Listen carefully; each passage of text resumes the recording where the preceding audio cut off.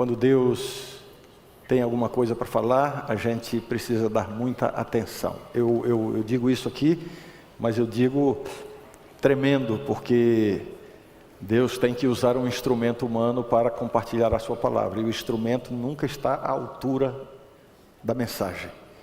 Mas eu tenho a impressão que hoje, especialmente hoje, a mensagem de hoje, ela pode ser muito pertinente, e você vai entender por quê.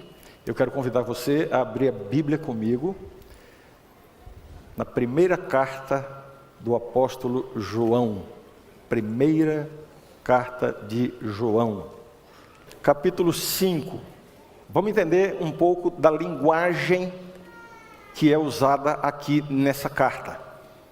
A linguagem, a maneira de falar diz muito a respeito da pessoa que fala, sim ou não? E interessante que quando João se aproximou de Cristo, ele era uma pessoa bruta. Pensa numa pessoa bruta. Ele chegou a ser chamado, denominado de filho do trovão. João era assim, a ponto de mandar descer fogo do céu para quem não aceitasse Cristo. No entanto, na sua convivência com Jesus, andando com Cristo, ouvindo a Cristo, ele era o mais jovem dos discípulos. Por ser mais jovem, mais maleável, mais sensível. Essa é a grande vantagem da juventude. Alguns dizem assim: porque os jovens da igreja, esses são os grandes pecadores. Você se esqueceu de quando você era jovem. Eu tenho muito mais esperança nos jovens grandes pecadores do que nos adultos pequenos pecadores. Os jovens são muito mais maleáveis, muito mais sensíveis, e isso aconteceu com o discípulo amado na sua convivência com Cristo. Ele foi amansando, foi sendo transformado e chegou a um ponto de ser conhecido como discípulo do amor. E a linguagem que ele usa é bastante interessante. Quando ele se aproxima, quando ele mentalmente se aproxima dos seus leitores aqui na sua escrita, ele os chama de filhinhos. Quem é que trata dessa maneira? Filhinhos. Vamos ver as vezes em que João se dirige aos seus leitores dessa forma? Sim ou não? Filhinhos. Então vamos lá, você abriu no capítulo 5, volte no começo da carta, capítulo 2, verso 1, diz assim: filhinhos meus, estas coisas vos escrevo para que não pequeis. Importante ou não? Importante ou não, gente? Sim. Capítulo 2, verso 12. Filhinhos, eu vos escrevo porque os vossos pecados são perdoados. Importante ou não? Sim. Capítulo 2, verso 14. Filhinhos, eu vos escrevi porque conheceis o Pai, Deus. Importante ou não? Sim. Vejam, cada vez que ele diz filhinhos, vem algo muito importante. Capítulo 2, verso 18. Filhinhos, já é a última hora. Importante ou não? Sim. Capítulo 2, verso 28. Filhinhos, agora pois permanecei nele, em Cristo. Que importância. Capítulo 3, verso 7. Filhinhos, não vos deixeis enganar por ninguém. Capítulo 3, verso 18. Filhinhos, não amemos de palavra nem de língua, mas de fato e de verdade. É importante esse conselho? Sim ou não? E agora, a última vez em que ele fala isso, que é exatamente no último versículo, são as últimas palavras da sua primeira carta. Filhinhos, guardai-vos dos ídolos.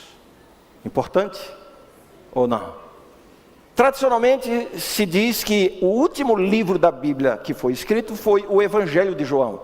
No entanto, alguns eruditos encontram evidências para afirmar que as cartas de João foram escritas depois do Evangelho.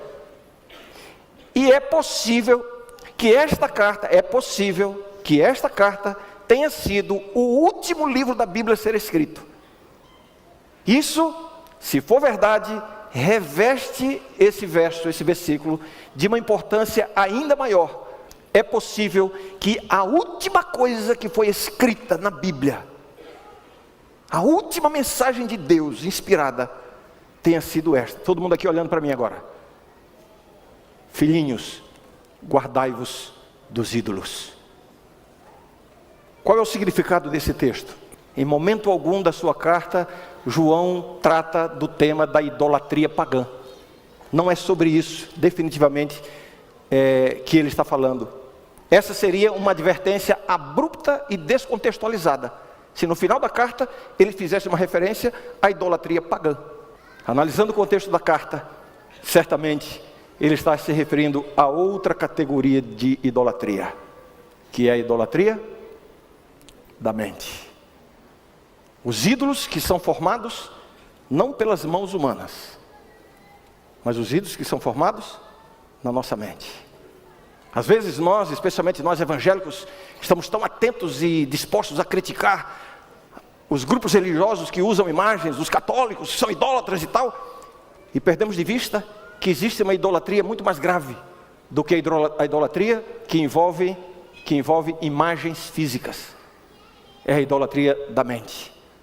E essa pode estar presente na experiência de cada um de nós aqui, e talvez você não esteja se dando conta disso. Existem 3 pecados dos quais o apóstolo Paulo adverte ou nos diz que devemos fugir, dos quais devemos fugir. 3 pecados. 1 Timóteo 6,11, ele diz: foge dessas coisas. E ele está se referindo a quê? Está se referindo ao amor ao dinheiro. Foge dessas coisas. A Bíblia não está dizendo para você fugir do dinheiro. Tá certo? Se alguém aqui quiser fugir do dinheiro, eu passo o número da minha conta depois. Não é para fugir do dinheiro. O pecado não é o dinheiro. O pecado é o quê?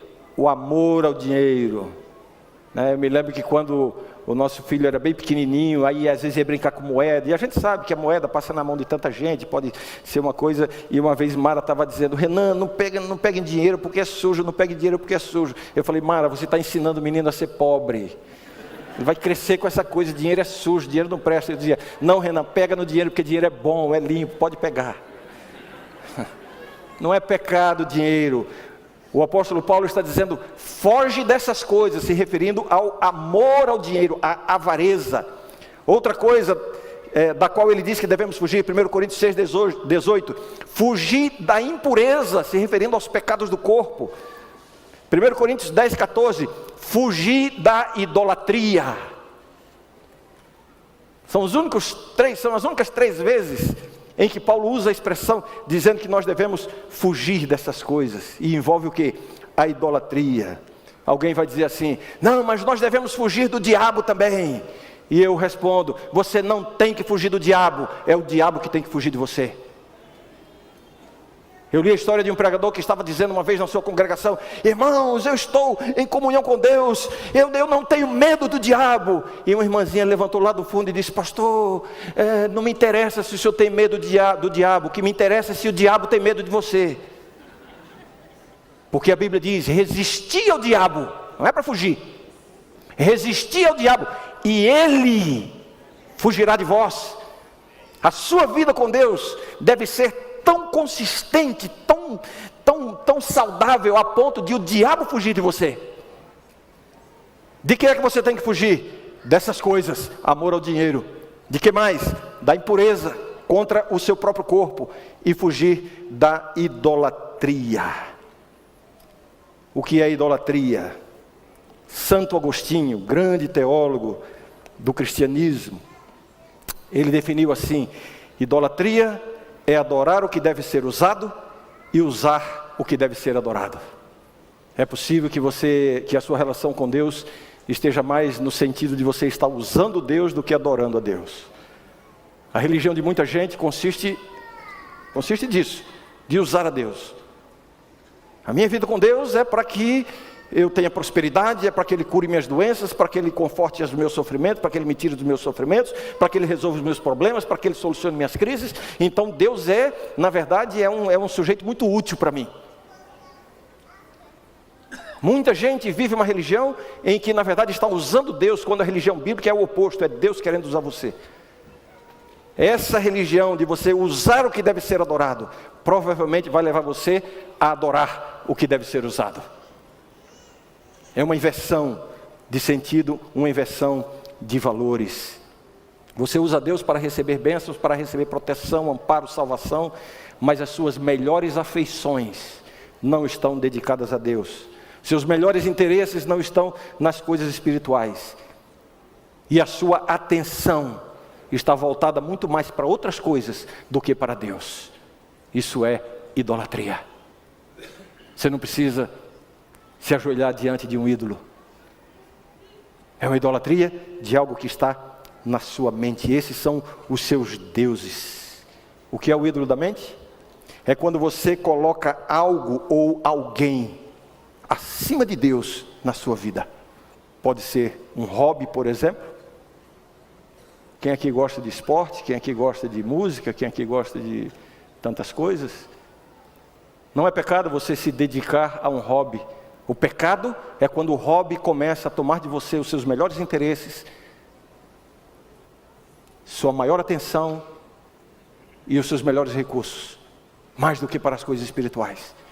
Quero, a título de exemplo, mencionar 3 coisas que podem ser ídolos da nossa mente, e evidentemente não são as únicas, mas que provavelmente estejam entre aquelas coisas que mais podem estar ocupando o lugar de Deus na nossa vida e se tornando um ídolo para nós. O primeiro deles é o dinheiro. O dinheiro. Como eu já disse, o problema não é o dinheiro, a Bíblia não adverte contra o dinheiro. Esse é um dos temas mais mencionados na Bíblia. A advertência da Bíblia é contra o amor ao dinheiro. Facilmente nós colocamos o dinheiro, os bens materiais, as riquezas, como sendo a coisa mais importante da nossa vida, mais importante do que Deus. Como saber se Deus realmente é a coisa mais importante da sua vida? Compare o tempo, o interesse e a energia que você coloca no seu relacionamento com Deus, com o tempo, o interesse e a energia que você coloca para ganhar dinheiro, para aumentar os seus bens ou para se apegar àquilo que você já possui. E é importante a gente saber que Deus não precisa do seu dinheiro. Deus não precisa do seu dinheiro. Eu digo mais, quando a gente chega aqui à frente e diz assim, irmãos, você precisa dar uma oferta para a igreja, você precisa ser um fiel dizimista. Não é porque a igreja precisa do seu dinheiro, e como pastor dessa igreja eu digo, a igreja não precisa do seu dinheiro. Deus não precisa do nosso dinheiro para terminar a obra, para a pregação do evangelho. Deus é o dono de tudo. Deus não precisa do seu dinheiro, Deus precisa de você, do seu coração. Então, quando a Bíblia institui esse sistema de colaboração, de contribuição, não é por causa do seu dinheiro, é por causa do seu coração. Se você não é capaz de se desprender de um pouquinho daquilo que está nas suas mãos, significa que jamais o seu coração estará inteiramente nas mãos de Deus. Essa é a questão. O valor das suas ofertas, a sua contribuição financeira para a igreja, para os pobres, seja lá para quem for, não está na quantia que você dá, e sim na motivação do seu coração. É isso que Deus quer. Vale muito mais aqui na igreja R$1 de alguém que tira do que não pode, do que R$1 milhão de alguém que está dando do que sobra. Não é uma questão financeira, é uma questão do coração. Se você não é capaz de se desprender um pouquinho do seu dinheiro, significa que dificilmente o seu coração estará nas mãos de Deus. Eu menciono um segundo ídolo da mente, alguns hobbies que nós temos. Já houve fases em minha vida que eu precisei reconsiderar alguns hobbies, algumas atividades que eu tinha para a minha diversão, para a minha recreação. Em alguns momentos eu refleti e pensei assim, está passando do limite. Aquilo em si não é pecado, mas se torna um pecado quando começa a ocupar o lugar de Deus. Quando isso passa a tomar mais da sua atenção, dos seus recursos e dos seus interesses do que Deus. Muita gente está tão preocupado com o que é pecado e o que não é pecado, o que a Bíblia autoriza e o que a Bíblia não autoriza. Aqui não é uma questão de a Bíblia autorizar ou a Bíblia não autorizar. Eu já disse aqui uma vez numa pregação que fiz, muita gente vai perder o céu por causa dos seus pecados, e muita gente vai perder o céu por causa de coisas que não são pecado, mas que se tornam pecado quando começam a tomar mais tempo, energia e interesse do que deviam. E finalmente, eu quero advertir aqui sobre o perigo de você ter uma pessoa que ocupe o lugar de Deus na sua vida, que tenha um apego, uma dedicação, uma devoção ao namorado ou à namorada, que são incomparáveis. Não é pecado ser romântico, não é pecado se devotar a um amor, a uma pessoa. Isso faz parte do plano de Deus. Deus colocou isso em nosso coração. Há cristãos que estão sacrificando a sua consciência para agradar o namorado ou a namorada. Estão colocando essa pessoa num posto mais importante do que o próprio Deus. Primeiro Deus. Qualquer coisa que queira usurpar o lugar de Deus na sua vida, fuja. Às vezes, nós como pais e mães dedicados e amorosos como somos, corremos o risco de colocar o filho num pedestal de adoração, ou a filha. Uma entrega, uma complacência, muitas vezes a permissividade, em nome do amor, do cuidado. Isso já passou a ser um ídolo para você. Cuidado. Algumas esposas têm uma submissão ao marido que beira a idolatria. Ah, mas a Bíblia diz, mulheres, sede submissas ao vosso marido. E eu já disse aqui que esse é meu verso da Bíblia preferido. A mesma Bíblia que diz, mulheres, sede submissas aos vossos maridos. A mesma Bíblia diz, sede submissos uns aos outros. A mesma submissão. A gente não pode ser tão seletivo, tão parcial nesse ponto. Mas algumas mulheres têm uma submissão a ponto de colocar o marido num pedestal que deveria ser ocupado por Deus. Se submetem a situações por parte do marido que estão corrompendo a sua consciência. Mas você se submete a isso pensando que está cumprindo uma obrigação cristã. Cuidado, cuidado. Deus em primeiro lugar.